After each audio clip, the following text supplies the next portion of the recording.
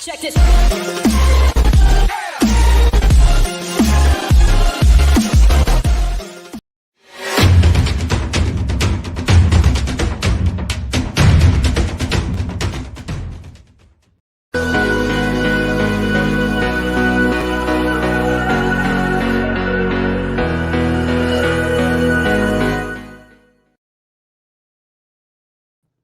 Hello and good morning, everybody. It is 10 a.m. here in Burke, Virginia. I don't know what time it is in your part of the world, but it could be, well, who knows? Anyway, just, I don't know where I was going with that. Look who I have here with me. Friday means one thing to me. I get to be on video with Lesley Salmon. Friday, I wake up and I go, ooh, it's Friday. It's Friday fun day. It's Lesley Day. Aww. It's Lesley and I do Day. the same thing. I'm like, yay, we get to talk about what we love. That's right. That's right. That's I tell you, you're a joy. You are a joy. You are too. What are we going to talk about today? We could talk about a revelation that I had last night. Okay. When you were getting your headache? Yeah, actually, I think it was what gave me my headache. Look what I got done yesterday. Oh, I took the Band-Aid off already. You ripped that Band-Aid right off. I got my Let shot. It go. Let it all hang yesterday. out. That's right. That's right. All right. No, So what was your revelation? It gave me the headache. Like my human brain wasn't ready for it. Handling it. Right. No, I was realizing. Okay, so I've always thought it was as I've done personal growth and started realizing like things I've always done as a person or I thought were fun as a kid and things like that. Yeah. I started realizing what I was, people talk about like the law of attraction, manifesting in your life. I mean, in all honesty, I feel like they're all kind of saying the same thing. Even in Christianity, you're praying for what you want, and you're giving thanks before you receive it. Right. But here's the thing, along the same lines, you hear all these different things and they all sound the same. But what's the origin? I mean, I feel like the Torah and in the New Testament, all that came before all the other religions and all the other like mantras and all these things. And it's like, it's just kind of interesting. Well, and I feel like, again, it's kind of like all the same ways of explaining the same things. Sure. And so I was thinking about how all of a sudden I've always wondered, like, why was I always such a big instigator? And I was stirring up trouble. Oh, I was the kind of kid I'd come home from school and my mom would be like, did anything interesting happen today? And I'd go, nope. Because I knew I was going to get in trouble. Right. Nope. But I was like, there's a 99% chance she's asking me that for a reason. But I'm going to go with that 1% chance that maybe she just wondered how my day went. And so I'd always be like, nope. And she'd be like, well, I got a call from the principal's office and, they told me that your one friend, Julie, went in the bathroom and wrote a swear word on the bathroom wall. And when they found out, she said that you told her to do it. And I'd be thinking, I just came up with the idea. Why am I getting in trouble? I didn't put it down. I really did think that way. I'd think like, well, I didn't do it. Who cares if it was my idea? And so I've always wondered, like, was I like mischievous or mean spirited or like, why did I do these things? And curious. Yeah, it was a lot of that. And then I started researching, like, the other thing about me is I love to try new things, always try new things, but I don't have to have them be super different than the last time. Just a little bit different. It's good enough. Right. And then I started thinking, like, I will literally have people from when I was like 12. Let's say they're going through a divorce now. I'll get a call from my best friend from when I was 12 pop up out of the blue. And I'll think, wow, that's amazing. I'm honored. That's awesome that they called me. But like, why me? And then I thought about how I'll tell people, I could sit for hours and tell you stories about things that happened in my life. Hello. And So could I. We and can go back and forth all day. And I will literally have people sitting there with their jaw on the floor like, what? You had a crazy like teenage years. Oh my gosh, I don't have stories like that. And I would always wonder why. Do you ever try and one up somebody? I mean, not intentionally, but it's like they tell a story and you're like, oh, I have to tell a story now. Well, I mean, I think it's just natural. It kind of like reminds you of something else that you did. I don't necessarily think it's one upping, but it reminds you. And then you're like, oh my gosh, one time this happened to me. Yeah. But you know what's so funny is I've had friends people that I met late in life or whatever, and we're talking and I'm telling all these stories, this and that. And, they're just quiet. And it turns out, they were Special Forces Delta team, and they did this and they did that, and they created, 4 different kinds of something. And, they just keep their mouth shut though. They don't say a word, they're just like, and they listen to your story. And it turns out when you have them one-on-one and you're really getting down and dirty, they start to talk about different things that they've experienced. And it's like, holy crap, you guys, you have way more experience than I do and stuff, but they don't share. My dad's that way. My dad, I know, has been in some deep stuff, especially in Vietnam and stuff like that. And he wasn't out in the trenches, at least that's what he says. He says he was in the back, doing administrative stuff. But, I see pictures of him walking around with a group of guys carrying their machine guns and stuff. And I'm like, how are you in the back and you're walking around in the jungle with me? Anyway? So, and I've found out he and I have had, as I've become an adult, we've had conversations and he's recollected on things that, and it's like, see, there's lots of stuff my dad never shared. I think that's his generation though. Well, I think some of it is military too. Yeah, well, some of it, like a lot of those guys are used to like having clearances and having to keep things under wraps for top secret stuff, as well as correct. Some people don't look back on those times with fondness. Some people are remorseful and think like, their wild teenage years where they did bad things. They don't want to remember themselves as that. But I say if I didn't do it, I wouldn't be me. So I love all of it, even if I'm not proud of it all. I wouldn't be right here. So I've got to love it all.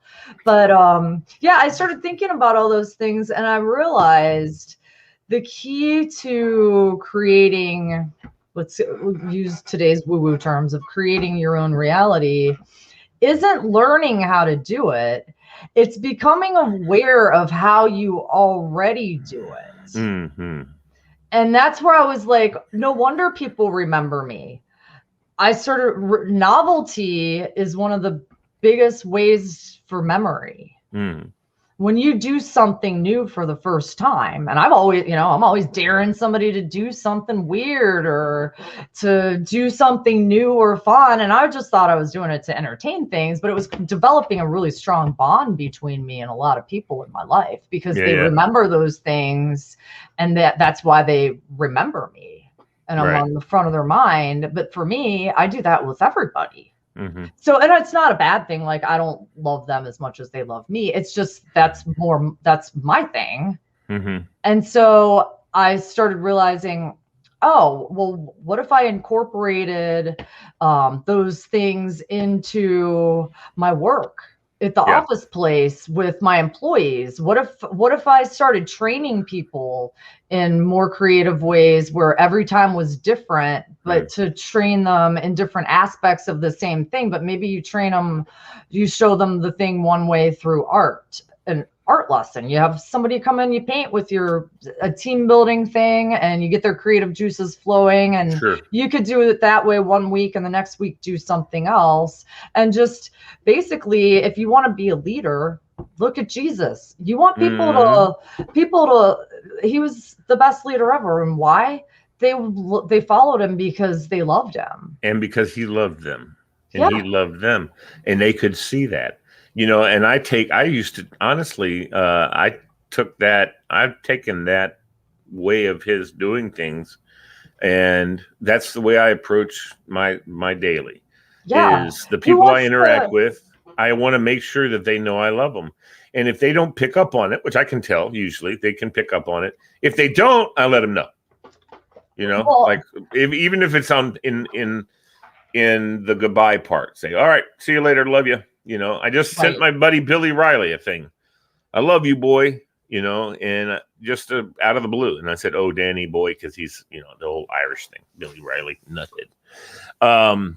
But, he and I have a good bond, I think. And his life has changed a lot, I think, because of me. I don't know. I mean, I've changed. Everybody we meet, we change a little bit when we see how they do things. And yeah, exactly. And I hope to be a good influence. Yeah. If you go into it with that mindset, you could go into That's exactly right. Other people could go into it and be like, oh, I see these things and they could see it as rather than it's almost like, oh, I don't want to give that person that I'm not humble enough to take from you because I'm perfect. I'm awesome already. So I reject anything that you're doing. Right. Well, if that's the case, then you're not going to better. You're missing out on tons of opportunities to better yourself. Right. And so I was just thinking about how so many employers, they don't take that concept into the workplace. Like you compartmentalize your life. Like, you go do unto others as you'd like to have them do unto you. But then you turn to your kids and go, grab your shoes, we're going. Yeah. I don't talk to my friends that way. Why would I talk to my kids that way? Or why would I tell my employees like, hey, if you don't do this, you're going to be fired. Right. Like what I wouldn't want to be talked to. I don't want my job to perform with the only goal of not getting fired. I mean, then it's no matter what you do, you're never going to be good enough. So why try? Right. And that's one of the things I heard a guy years and years ago. He was a comedian, very funny guy. And he was a Christian comedian. It's like one of the first. And, he just was funny and stuff. And he was talking about the fact that being a believer is about the can do's, not the can't do's. Yep. And that's absolutely how life is. Life is about what you can do, what you can get from life. It's not about what life does to you or the bad things that happen, and you have to be careful so they don't happen to you. Can't focus on the negative. People say, well, I have to do that to protect myself. No, you don't have to talk about or even focus on the negative at all. You need to just move forward with the positive. Do the things that you need to do, like protect your house. I mean, you need to do that. But don't dwell on the fact I need to protect it because there's awful bad people in my neighborhood. And there's, you need to protect your house because it's something that's valuable to you. And you want to make sure that it stays. Exactly.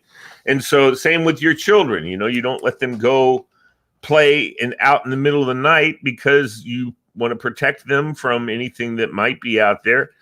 And you want to protect them because you love them, not because of what might be out there. You protect them because you love them, you care about them. And I don't know. That's one of the things that I want to try and do. I went one time to a seminar by Zig Ziglar. I love this. Wait, how are you doing today? I got to see what your response is to that. How am I doing today? Yeah. What would Zig Ziglar say to that? I don't know what Zig Ziglar would say. He'd say, I'm doing better than good. Yeah. Well, the seminar, the seminar that I went to, though, was called Being a Good Finder.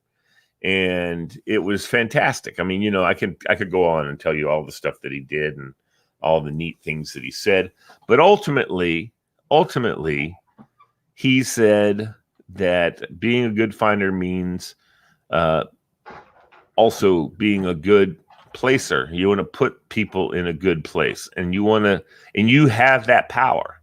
Yeah, you as a human being have that power. But you know what I've found is in order to help someone grow to reach their fullest potential, like let's say within your workplace, you first must accept them where they are right now. Exactly. And if you try to change them before you do that, that's whenever, or not change them. No. If you try to nurture that potential that you see within them that maybe they don't see within themselves, right, then it won't work. Right. Right. That's you have to do that. Like you have to have that ground, that baseline established where like, you know what, I accept and love you for who you are right now. And then that allows you to pull and draw that potential out of them and figure out what it is and put them in the right role. Or it's honestly, I don't even think it's the right. It's not putting them anywhere. It's allowing them to recognize where they want to be. Well, but it's also like, let's say say you hired them to do one thing and then you discover they've got this gift somewhere else. Right. You might move them within the company to capitalize on that. And then they're happier and they're doing a way better job and you're more productive because now they're happy and they're putting their heart and soul into what they're doing. Right. So and you can do it in the smallest ways. You could see somebody that really enjoys inspiring other people in your workplace. Okay, well, you still could do the same job, but now every morning, would you mind giving an inspirational moment to the team for 5 minutes? Right. And then it's a win for everybody. They're setting the tone for a great day for everyone. They're getting used to their fullest potential. They're loving getting to do that. And then they're just going to feel great and fulfilled and go back to, here's my sales job, or that's, they're going to feel valued at that point and they're going to be more productive. And a lot of people don't, I was just realizing the full power of that last night I just thought, what have I done to increase my personal growth? I could do that for other people. They wouldn't even have to know. Right. They wouldn't even know what you're doing. Mm-mm. And obviously I'd never do something in a bad way, but I just thought say you have a drab office, paint it yellow, make it cheerful. It could be as simple little things like that I redecorated my bedroom because now I wanted to wake up in a place that I loved and put me in a great mood for the day and set the tone and have a great day. Well, you could do that in your workplace. Nobody would even know what you're doing, but it would probably change things a lot. Sure. By doing something so tiny in the details. Right. Exactly. So I was just having a lot of fun, thinking. And sometimes as the boss, you just need to give those employees the permission to do it. They think that they can't do it because they haven't been told they can. And when you start to tell them, listen, we all work and we all want to be productive, but if you can be more productive by doing something different, then do it. Right. Don't ask for permission to do it. Just say, do it. And, and not to toot any horns or anything, but, I remember I worked at the United States Senate and I had, because of the health problems that I didn't know I had, that were going on and making it difficult for me to do the one job that I was doing, they transferred me, into a administrative position. And I was over in the Postal Square, which is across from Union Station, on the 6th floor, high security, technology and all that kind of people were up there. And I was the receptionist at the main desk. And the first job they gave me when I got moved over there was to make a spreadsheet and make a mail merge to send out the sorry about your bad luck letters to all the people who had applied for the position. Right. The position was open, but they just slid me into it. But tons of people had already been posted and hundreds of people had applied for the job. It was a government job. It's like, ooh, let me apply for this job. And so all these people, and I had to do that. And so my boss has said to me, hey, Lee, when you get the mail merge done, let everybody know. And each department that was on this floor had an administrative assistant who did did letters and whatever for them. Right. She said, let's get the team together and we'll, fold stuff, put labels on the envelopes, all that stuff. And we'll make a long line and we'll all do it. Well, I went downstairs because at the basement of this place was the mail center where they send out all the congressmen and senators letters, and they do all, they postmark them all and they send out all these letters and stuff like that. That's what they do. And they're busy all day long, obviously, spending taxpayer money. But I went down there and I'm sitting there. It's important stuff. And I'm watching it, and I know a little bit about some office machines. And I looked around and I said, so my first thought to the guy was, can I use your folding machine? Because I knew that was the biggest thing, is that I wanted to be able to fold them and no one else had to do that. We didn't have to manually fold them. I knew they would have a folding machine. And so I said, can we fold them? And he said, yeah, what are you doing? And I told him, and he said, I can do all that for me. Just email me the spreadsheet. And I can do the mail merge. I can do the fold, the stuff in the envelope, and mail it out. I said, what? I said, you can do everything? And he's like, right. Yeah, it's easy. And I was like, oh, okay. So I went back upstairs and I told my boss, and she's like, wow, okay. She goes, what made you think to go and even look into that? And I wanted to say, because I'm lazy. I don't want to stuff 350 envelopes, I didn't want to fold 350 envelopes. So I went down there and asked, and he said, oh, we can do this, this, and this for you too. And I was like, okay, then. So it was cool, man. It was just right. one of those things that she was like, wow, we got a great new team member, and he just is his first freaking day, and I'm already saving them man hours and stuff like that. That's so it was awesome. Cool, Yeah. It was awesome, and it didn't take much because I just went down, asked a question, and found out by asking that one question that how much time our team could save. I was like, sweet. It was. I'm going to be honest. I can identify with you because in real estate, I used to have a newsletter I sent out, and we used to fold it. It was on that ledger size paper. So it'd get folded once and then folded twice. Yeah. And when I remember finding the printer that was like, oh yeah, we can do the folding, I was like, that exists? Yeah. It was like GPS for me as a real estate agent. I'm like, I can get a car that tells you where to go. This is phenomenal. Yeah, exactly. Just put in the address and you're there. Yeah, it's no problem. Yeah. That's what's next. Right. It's like the Star Trek. Let's just zap her over to that address. Hi. But you know what? You know what all it is though, and this is where I keep what I love to do is I love to think, how did I get to this point where I understood something? And the reason why is because I want to tell someone else. Yeah, exactly. And so I was like, well, actually, if I've discovered now that I've already been doing this, what is that? And I'm like, okay. Then it made so much stuff started when all these puzzle pieces fall down, you're like, everything's making sense now. And it's a lot of it is really ridiculous. Like I didn't think of it that way, but I was like, all I did is I didn't develop something new. I just became aware of something that already existed. Right. So you became aware of that service that already existed. I became aware of what I was doing in my life that was creating these bonds that I didn't know why they were happening.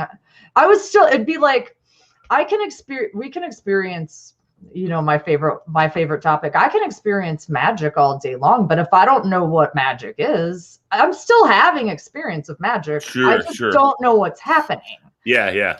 So all the potential of God is available to us at all times. It's just where we focus our attention. And how do we focus our attention?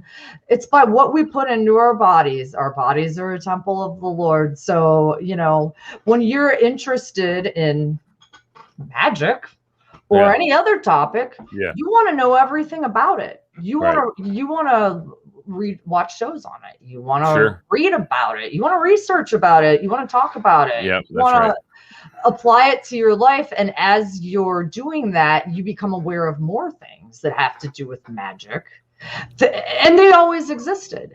You just didn't know they did, because it's like my 9-year-old son one day, I was, telling him, I was like, I love magic because it reminds me of like miracles and Jesus. And he goes, and I don't think of magic in the way of like sorcerer, no. not like that. No. Right, it's right. more I of understand. like The mystery. It's the mystery of it. Yeah. Yeah, which is And my son goes, whatever, Mom, you're talking about like broken physics. 9-year-old told me that. Broken. Yeah. I go, broken physics. What's that? I've never even heard. He brought broken physics to my awareness. I never would know what broken physics was because I was unaware of it, but it exists. That doesn't mean it didn't. Mom, I saw it on TikTok. Come on.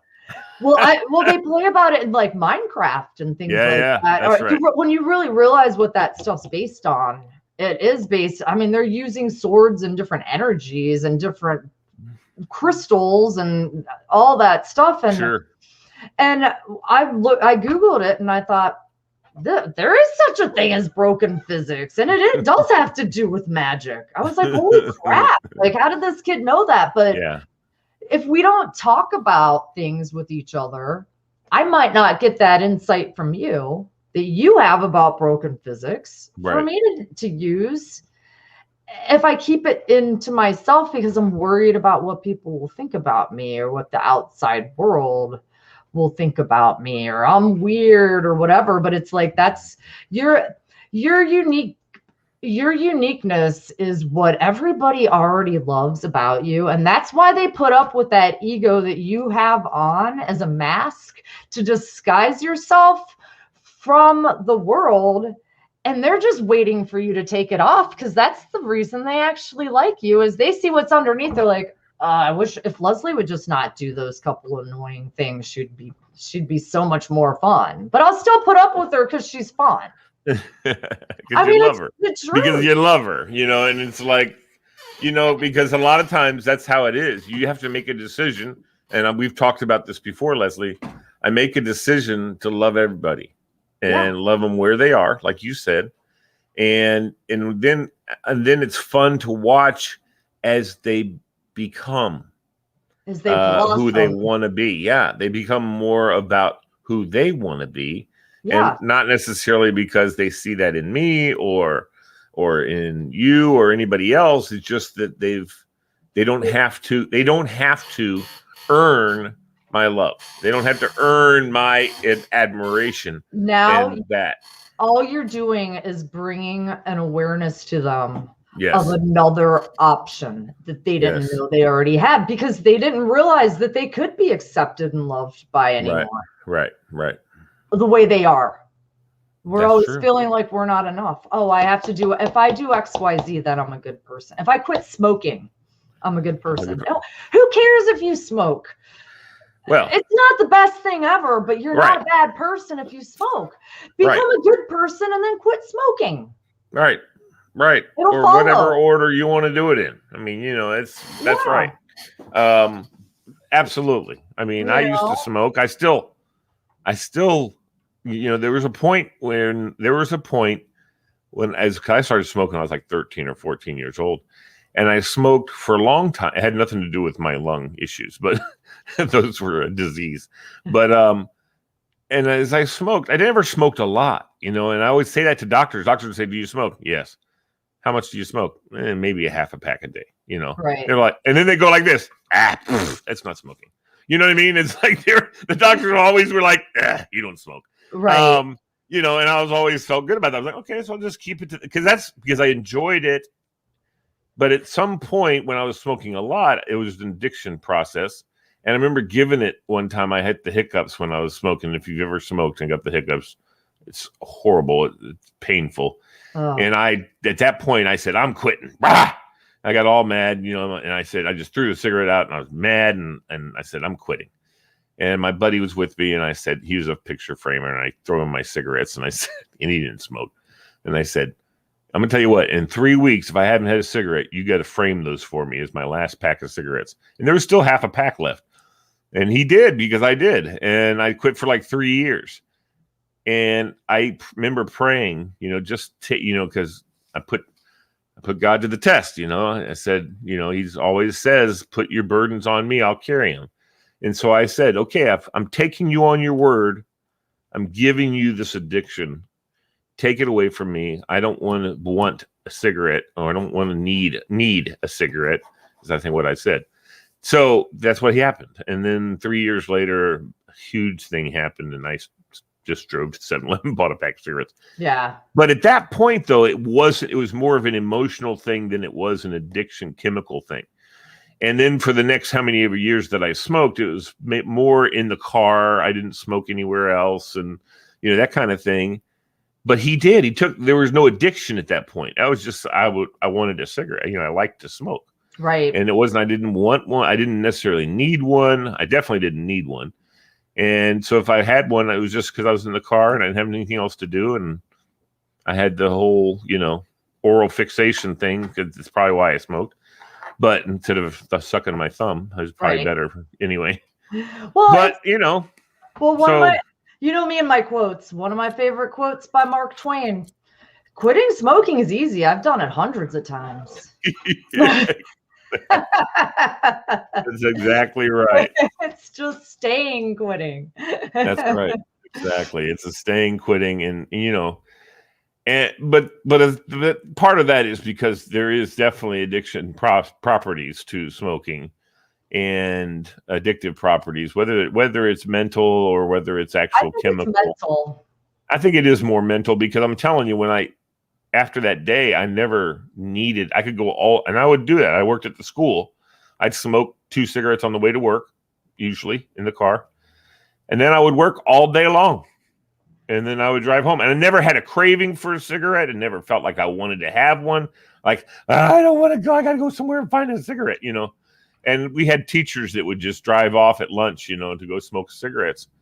And never had that desire. Ever. Well, I think a lot of it is actually, as I've done a lot of changing, and I know we're almost out of time here, but I've really been focusing on how do people quit doing things that they don't want to do, and how did I stop doing things whenever I learned differently. And I think with cigarettes, you actually begin to build that. It's at first you're like, oh, it's it's stress, maybe I relieve my stress, and then you still would smoke, or well, I guess I just want to. And what I think it is, bottom line, is somehow you've ingrained into your psyche that that's part of who you are. You're a smoker, and you don't realize that there's an option of recreating yourself into a person that's not a smoker. Right. And I think that that's honestly, if I can, that's actually one of my goals, to really think of that through and try to figure out how to put into words, and maybe somebody already has, but really be able to explain it in a capacity that people can relate to and grasp onto it, rather than, oh, I just got to quit cold turkey, or what. You got to get rid of the root. The smoking's the symptom. Right. There's a root. And if you dig far enough within yourself and peel the onion back enough, you'll get to that root, and then you'll quit, because it's easy. You're like, oh, that's why I was doing it. Well, that's easily solvable. But if you don't know what the problem is, you can't solve it. It's funny, because the only people, my wife, before we had kids, as soon as we had kids, we stopped. But except for when it may be on Friday night and have a date night, we maybe go buy the pack of cigarettes. She was drinking. She liked to have a cigarette. But anyway, but that wasn't the issue. The issue was, as I was growing up, I smoked, like I said, from 13 or 14. But no one really in my close circle knew that I smoked. And they didn't consider me a smoker because of that. So therefore, I didn't consider myself a smoker. Right. I just liked to smoke. And I didn't think of myself as a smoker. I didn't have to go sneak somewhere and have a cigarette. My parents knew that I smoked, because I used to steal their cigarettes. And then they quit. As soon as my mom found out I smoked, quit cold turkey, man. She just cried and said, no, oh my God. And she quit. Your smoking did your mom a favor. So, it was meant to be. No regrets. Say something good came out of smoking. You did it for your mom. That's exactly right. You just wanted her to quit. That's exactly right, Solomon. That's exactly what I did. I started smoking so my mom would quit. Look at what a great person you were for smoking. Thank you. Yeah. And then if somebody saw me, it was really always funny, because if someone saw me smoking, 'Cause I didn't necessarily hide it, but if someone saw me smoking, they'd be like, "Lee, you smoke?" And you'd And say, I'm like, "No, no, I say, yeah, I'm just having sometimes. a cigarette." Exactly. And of course, it was always embarrassing. It'd be somebody from church or something. I'm like, oh. No, I just picked one up. I saw it laying on the ground smoking. Somebody thrown it down, and I thought I'd try it out, see what it was all about. Yeah, but anyway. Well, it flew by already. Good thing we don't. What if we lived on here? We'd be dead before we know it. We could have a ball. We could have a ball. We could just do this for like hours on end and just sit and talk about stuff. Yeah, but then we'd be 90 before we know it. Yeah, exactly. But we'd still feel great, We'd still smoke. No, I'm kidding. Totally joking. As much, I think to myself, because I used to like to have a good cigar with my buddies at times. But all that's gone. There's no way. I have brand new lungs. There's no way. Yeah, no way. We don't contaminate those. No. Nice and brand new. I'm not putting anything in them. Yeah. So, But I still think about it. I still, every now and again, I'll catch a whiff and go, ooh. Yeah, I know. And you'd think you'd be like, ugh, disgusting. And my mom's like that. My mom can't stand the smell of smoke. But she smoked almost her whole adult life, but she can't. She flipped the switch. I mean, she went from smoking to not being able to. Oh, makes her sick. Right. To smoke. If we go somewhere and she goes, someone's smoking, and she can smell it. I smell it. I go, somebody's smoking. Yeah, you're like fond memories of my yesteryear. Yeah, exactly.